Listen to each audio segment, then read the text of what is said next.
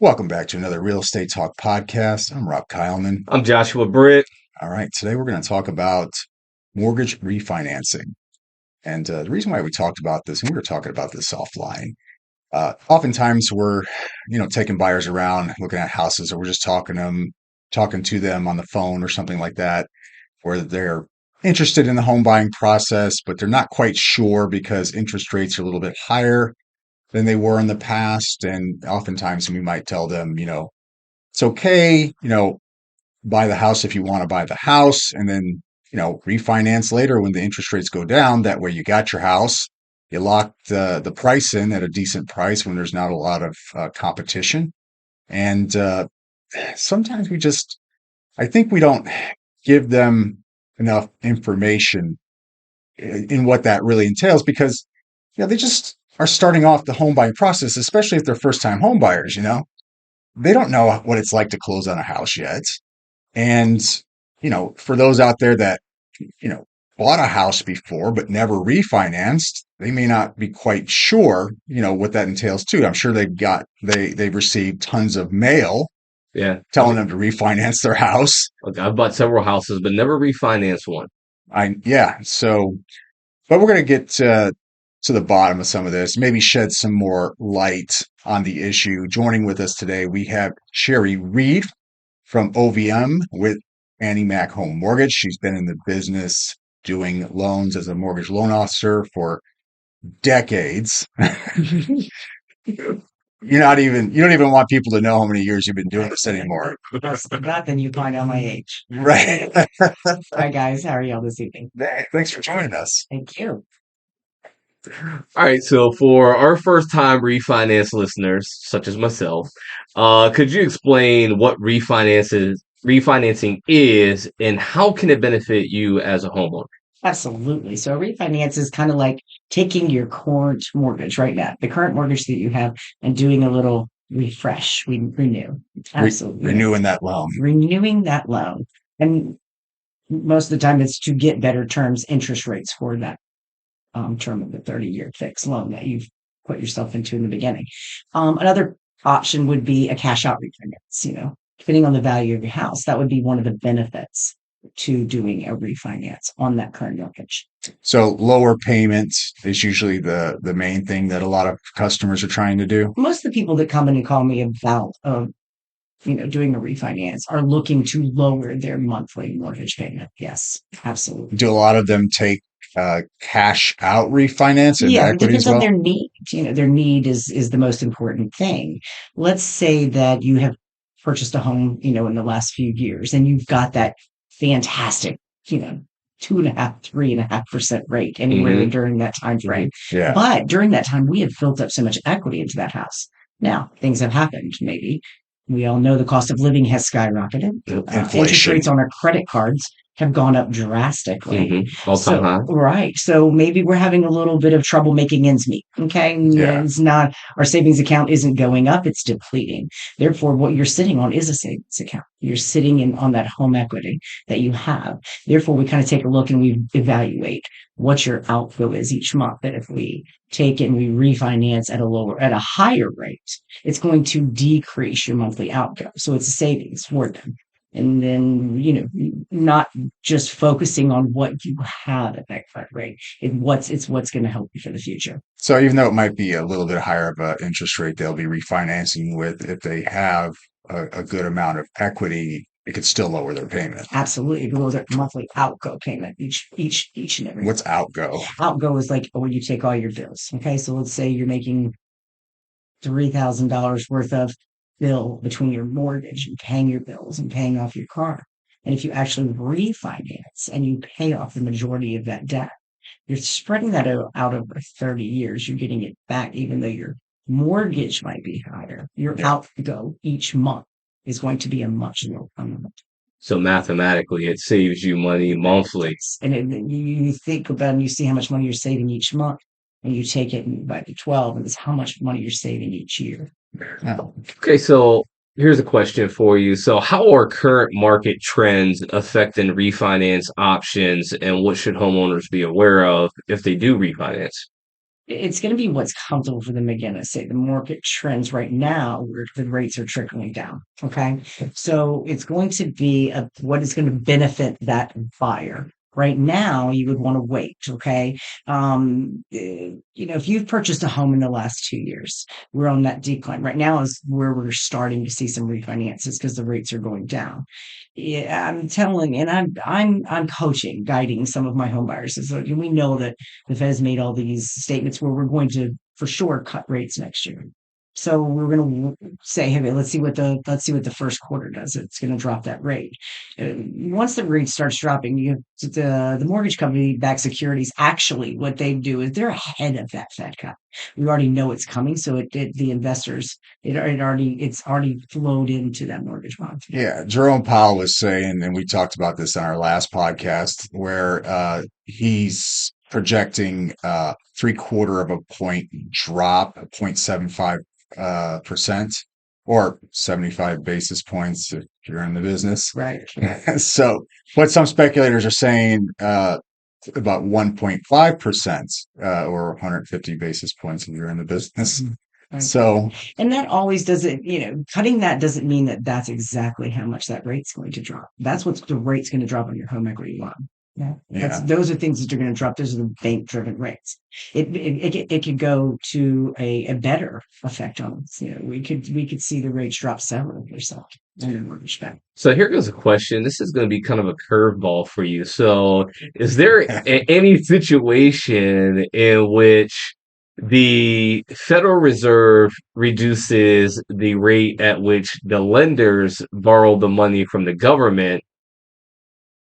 Is it would there ever be a situation where maybe the lender keeps the rate steady and just keeps the difference in the margin? It depends on the lender and what their margins are. Yes, they do increase their margins. Absolutely. Some lenders you might not get the same rate because they have just what you said. They have money already tied up and put into that certain. So is that how like one lender can offer you X interest rate, but another lender is like, oh, I can't touch that? It's all about their margins. Yes. I always wondered about that. It's always been a question for me, like how come this institution over here can give this rate, but this one can't match it? That's another podcast.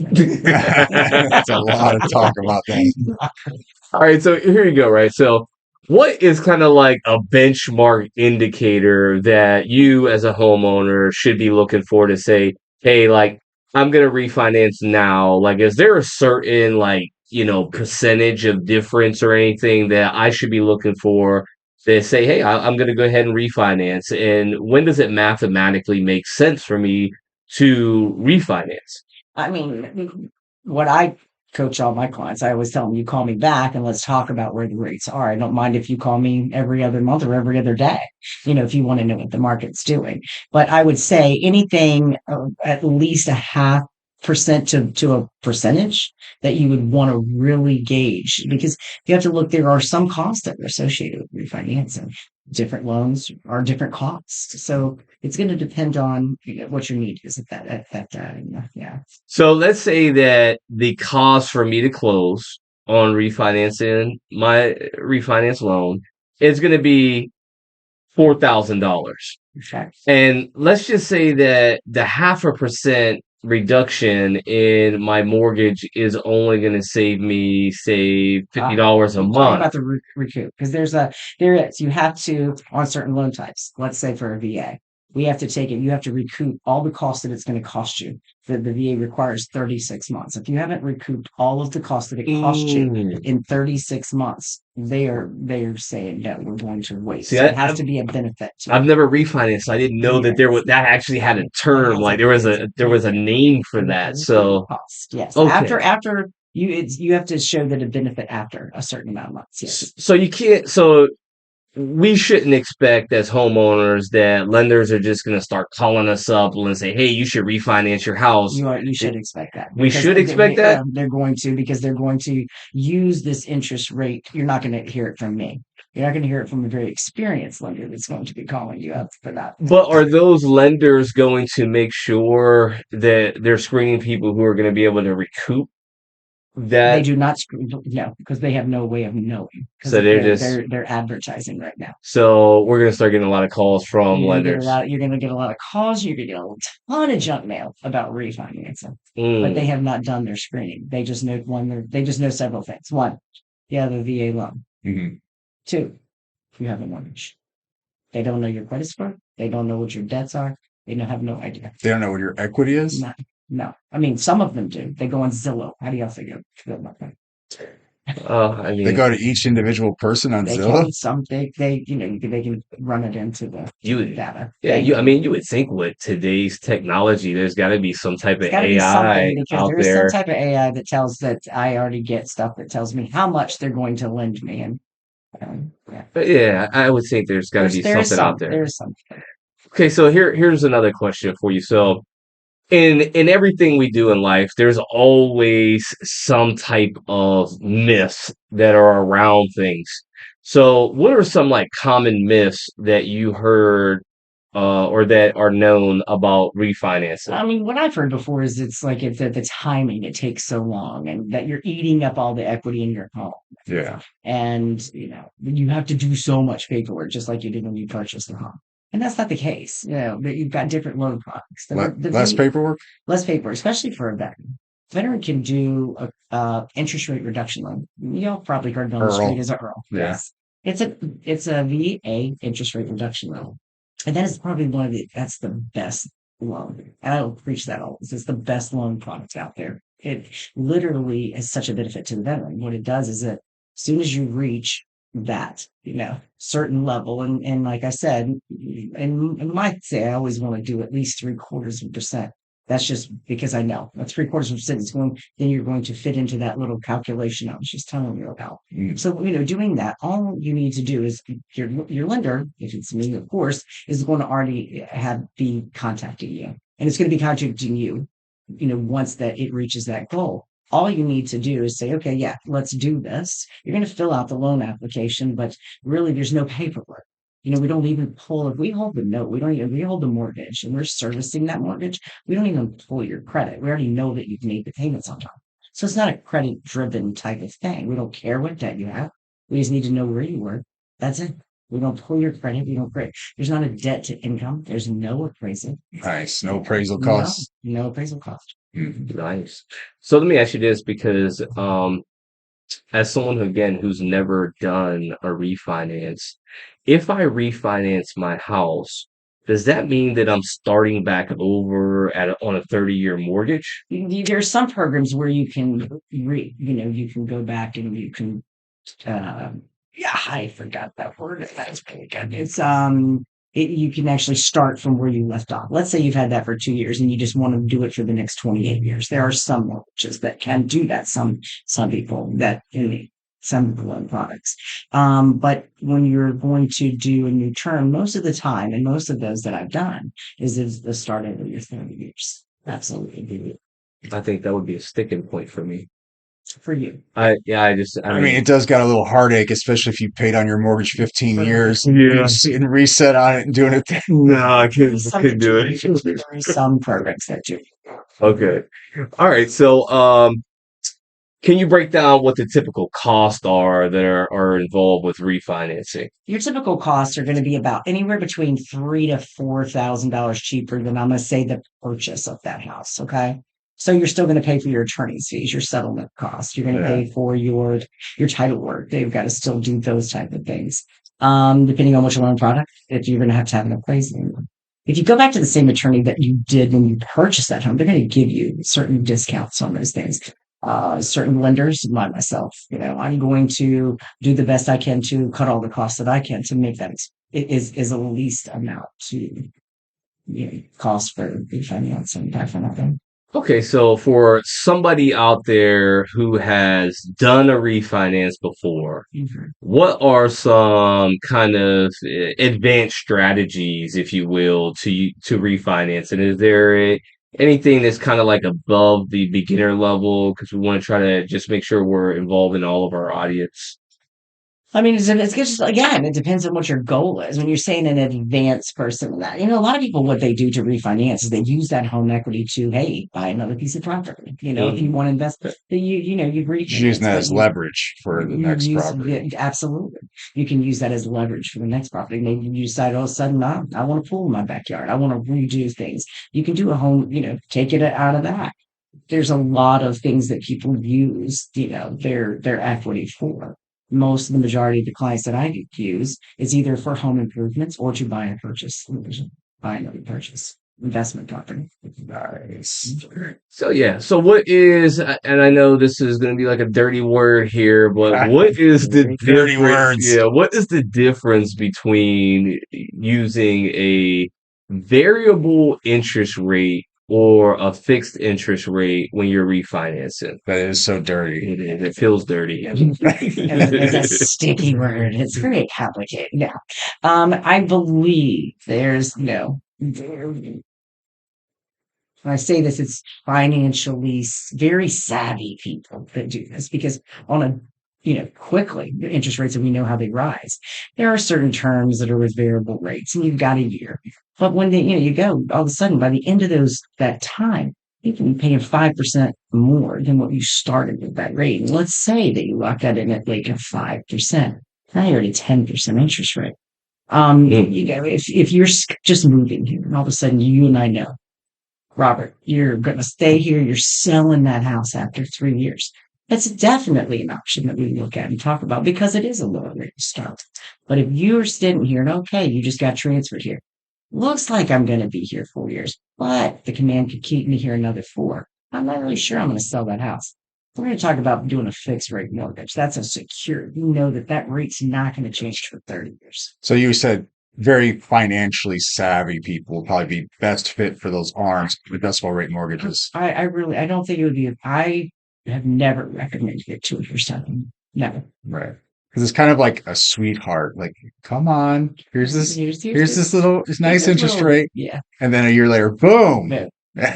So, but I mean, with all of the sediment that's going on right now, and everybody feels that the rates are going to go lower, why wouldn't you use a variable interest rate? Why, if you think and you believe that the rates are going to continue to go down, I'm not saying and look, everybody's saying that the rates are going to go down. It depends on your comfort level and what you want to do. So there's also a 1 year arm, a 5 year arm, a 7 year arm, a 10 year arm. So if I'm bullish on the real estate market right now, right, and I'm saying, hey, I think the interest rates are going to go down, when I do that variable interest rate, the interest rates could go up or down, right? That's correct. So I could end up winning. You're still going to be fixed for that certain amount of time on that variable rate. It's not going to adjust in 6 months. What is the amount of time that I'm fixed? on which loan product you use. So let's just say I do it after a year. After a year, okay. So I'm locked in there for a year, and then after a year, I got to make a decision if I continue with the variable or I go with the fixed. You don't get to make that decision after. Once you get that loan product, you have to refinance it. You don't get to choose on a variable rate. So if after that year, that sweetheart, the honeypot rate, whatever you want to call it. Yeah. So you'd have to refinance again after that year. Teaser rate. There you go. To get it. But again, guys, it depends on. Is there a penalty for that? No, there's no penalty. No. I don't know, a penalty of refinancing after like the year, like getting like no. Again, you got to figure out which product. There's a 1 year, 5 year, 10 year on. So it's fixed for the 1 year, the 5 year, 10 years, 7 years. It's fixed for those 7. That after that, that's when it starts going up or down. So it depends on which ARM product that you got into. Okay. Okay, that makes it again. I never refinanced before, so I don't know any of this. Podcast. I knew what I was doing and what my plan was. I have a 10-year arm, so I can't say it's all this horrible thing. But I know I'm selling my house in 10 years. I have a financial plan. I have a financial goal, so I know what I'm doing. Doesn't matter because I got this very sweet rate that's going to last me 10 years until I decide to sell that house. But wait a minute, you just said that you don't recommend it. I don't recommend it. I'm not. Sounds like an insider secret right here. It sounds like insider trading right here. Real time. All right. So So I know we talked about I said financial savvy. so I know we talked about the IRRL government, the Earl government program loan. Interest rate reduction loan. Are there any other incentives out there for homeowners who are not veterans that want to take advantage of using the equity that they have built up in their home and refinancing? Anything out there? And incentives are going to be based on which lender. Some people will put out these, let's drive the business in. So they're going to give you no origination, those type of things. It's going to depend if that's what you're talking about. They don't have any government programs that are set up right now that I'm personally aware of for doing a refinance. The incentive is going to be getting some of the equity out of that home. We're all going to talk about that equity in that house. So there's, Well, what is an origination fee? Now, I've seen a lot of these advertisements like, come, get a loan with us. No origination fee, blah, blah, blah, blah, blah. So Does anybody really origination know is what that is? origination fee for most lenders, and then the two places I've ever worked in my whole career, Yeah. it's what is the cost of doing the loan? They put a cost on doing the loan. Okay, Like an some administrative fee it's like an or, administrative. Yeah, they okay. take it as a cost per loan. Okay, it's got a bunch of fees that are wrapped up into that, but there's some lenders that say there's no origination fee, but then let's look down. There's an underwriting fee, a processing fee, an admin fee, a delivery fee, and Are those junk those fees? are absolute junk fees. Okay. That's what junk Are they fees are. That's what negotiable by any chance? Can you ask if the you're lender that to remove them? you can't negotiate those fees. There's most fees you can't negotiate. Okay, because if I negotiate a fee for you, I got to negotiate it for everyone. That's a fair lending policy. Um, Good point. Good point. so if you're gonna say no junk fees, that means you gotta have no junk fees No for junk fees. everybody. That's correct. Gotcha. Okay. That's correct. All right. So let's just say hypothetically, I bought my house in October of 23. Okay. Interest rate I got was 1.25%. Right now, I think you're quoting What? somewhere around, 0.25. I'm sorry, Yeah. 8.125. Wow. 8.125. That was a great. I wish it was a 1.125, but 8.125% I got in December. I think right now I'm seeing somewhere like 6.75% is kind of like a thing that I'm seeing a lot of. They put some new guidelines into place, especially on a standard conventional loan. They want you to season. It's that word that you will hear, season. And what that seasoning means is you've got to wait an X amount of months for you to hold that mortgage. Okay. So I can't refinance it. Not if you just bought that in October. You're going to have Mm, to wait. You're going to have to season that loan for 12 months. okay. That's for the conventional only, right? Now, the interest rate reduction loan for the VA. Yeah. Okay. Well, you're going to hear lenders tell you you got to take 6 payments. Okay. That's true. But the normal time frame is 8 months because look, we're going to close a lot of them. We got a lot of loans closing in December. Their first payment doesn't start till February. Yeah. So when people say it's 6 payments, they thinking 6 months. It's actually 8 because you don't even start that first payment till February. You got to make You always six skip a month. full payments. Well, you skip a month plus the month that you're in. You Oh, only pay okay. the interest on the month you're in. So if I closed the loans that I closed December 5th, okay, they still don't make a payment till February. So they didn't pay December. They didn't pay January, but they're going to pay February. Okay. Hmm. Yeah. So then they wouldn't be eligible until August. That's correct. Got it. Mhm. All right. So here we are. Here we It are. is December of 2023. We've heard the Fed say rates are going to go down. You are our expert in the mortgage industry. You are the person that me and Robert go to for advice on mortgages. And so we gave our predictions on the last podcast, but we want to know from the expert in the industry, what is your prediction for 2024? Joshua, can I ask you a question on this? Go Would you ahead. like me to write this in dry marker or black Sharpie? Well, the last one that you wrote in Sharpie is still halfway on our board, and it was a terrible prediction for our viewers out there. But I do want to hear what it is this year because I think last time it was unfair for us to have you give that prediction. A So, prediction that was very well. I mean, economic, everyone was predicting the same thing. We all should predict this. What my prediction is 2024 is definitely going to be a better year. Okay. okay. The interest rates are going to decrease. All the people that bought in this time frame of where we had that 5 months, that rate was in the high sevens, low eights. I would tell them to definitely get into the refinance in 2024.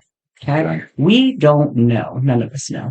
You can speculate. They predicted, they put out things that said, oh, even in 2025, the rates are supposed to decrease even at that time frame. We all know that things can change on a dime. You cannot predict the future. I mean, because the only one that really controls the interest rate is the Federal Reserve. And yes, And the Fed chairman, what he said publicly, and we said that's on the last podcast, was 0.75% or 75 basis points for those in the industry. Speculators are saying maybe 1.5%, so could be it's even more. speculation. It's all That's correct. speculation, right? It is. All we know for sure, Fed chair said 0.75, And but he that's can what we're change. today. He can change that. He can It's say, good. he's on the next jobs report. He's like, oh, just kidding. So Yeah. let me ask you this, right? So I am a owner. I mean, I'm a home buyer, right? I'm on the sidelines right now, and I'm waiting for interest rates to get back down to 3 or 4%. Why would you do that? Well, because I just it's a lower number, and it's just something I'm more comfortable with. And the competition is going to be hard. Everyone is going to come out of the woodworks to purchase a house. And all the people that have been holding onto this house and have not sold them are going to start listing them. You're going to have the bidding war of the century, just like they just come out of. Yeah, but I'm waiting for a 3 or 4% interest rate, and I believe in my heart that we're going to see 3% interest rates again. Yep. We joined hands and had church on it. We did. We said a prayer on it, and I believe the interest rates are going to come back down to 3%. When can I expect to see those interest rates back at 3%? I'll be longer. That long. Yeah, maybe new children will see that. I don't know. We can't predict that. Something catastrophic in our industry, in our world, is going to happen. That's happen. I tell people, they're like, well, I think that, when do you think these rates are going to come back? Like they did. Remember, they just dropped so drastically. I said, do y'all know what happened? We went through a world crisis. Yeah. I want the world crisis to come to bring down the rates back to 2%. Yeah, because it's not just going to be lower interest rates; it's Yeah. going to be lower job numbers Everything happens. Yeah. Everything goes crazy. Yeah. So you don't advise me to wait. I do not advise you. I say you buy it. Okay. Buy all the right. house while it's available. Yeah, I mean, mathematically, I think it would be better if I bought it. I'll actually do a refinance on you for someone who's never done one. I got a quick note. Then we're talking about homes and stuff like that, not waiting and everything. The inventory came out, so the number of houses for sale, meaning inventory. So total housing inventory at the end of November was 1.13 million units. That's nationwide. It's down 1.7% from October, but up almost 1% from 1 year ago. So inventory is pretty standard. It's not going up. So, and for those out there, the way home prices work, it's based on supply and demand. Absolutely. Buyers drive the demand. The more buyers you have and the number of houses, that's what causes the prices to go up. So if there's only a limited number of houses and you got a ton of buyers trying to go after those same houses, that's what will cause bidding wars. That's what causes the houses to go up. And the only way they're going to go down is if we have this massive amounts of inventory. It's just magically okay. And it's not going to happen anytime soon. We just went through that on the last podcast. Builders aren't building them fast enough. Yeah. Right now, across the United States, again, over 40% of homeowners own their homes free and clear. Right. They are not selling. Mm-mm. They are staying right where they're at. So I would say, and we've talked about this, we've hit this button several times, just like other real estate agents. And it's not just because we want more clients. Of course, we want more clients, but the reality is, if you're going to buy, just buy. Okay. Don't wait for this magic moment to come because there's not really going to be one Mm, at the end of the day. So right. buy it, refinance it later. Refinance it later. Yep. Absolutely. Yeah. So, do either of you think there's any point at which sellers would start re-engaging in the market and listing their houses? Like, what interest rate is going to be comfortable for a homeowner who currently has a 2 or 3% for them to say, "Oh, I'm going to sell my house now because interest rates are X, and I'm okay with selling my house and moving and going to get another house." Yeah, a ton of equity in which they can put down on that new house to drive that mortgage payment down. So just refinance their current house, pull that equity out, If and they're then selling it, Yeah, if they're if they're selling they're it. selling it, selling it. they've got Okay. a ton of equity. They've used that equity as After a the down sale. payment. Yeah, Yeah. after the sale. And just buy the interest rate down to where they're Absolutely. comfortable at. There you go. So take a lower interest rate in 2024 after you sold your house, buy down the interest rate even further if you can. Hmm. And then, boom, wait for 12 months seasoning if it's conventional or every 8 months Or if use you're it more VA. as a down payment. Take that money that you're going to use to buy down that rate because again, we're making a prediction that it's even a 25 going to get low. Just put that on towards the principal. You know what I just realized? Sherry didn't really answer our question about what the prediction was. She didn't give us an interest rate number. Like she really like went all Okay, so around it. But last, like, what is the To be number? fair, to be Wh- fair to the listeners, What is the number? I've made a prediction before. Way past. What is my prediction? As a Yeah, number, let yeah. me like throw a yeah, number. I want a number that I'll give you an Five and a example. quarter. 5.25? Five and a I quarter. was at 5.75 to Five and a 5.9. quarter by the end of the third quarter.